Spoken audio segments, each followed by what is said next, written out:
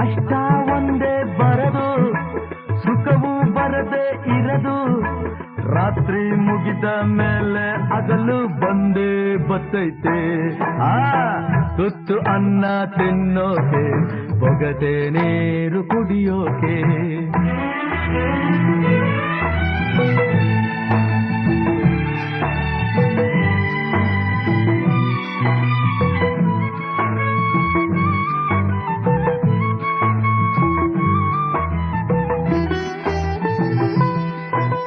ಹರಿಯೋ ನದಿಯು ಒಂದೇ ಕಡೆ ನಿಲ್ಲೋಕ್ಕಾಗಲ್ಲ. ಹುಟ್ಟಿದ ಮನಸ್ಸ ಒಂದೇ ಊರಲ್ಲಿ ಬಾಳೋಕ್ಕಾಗಲ್ಲ.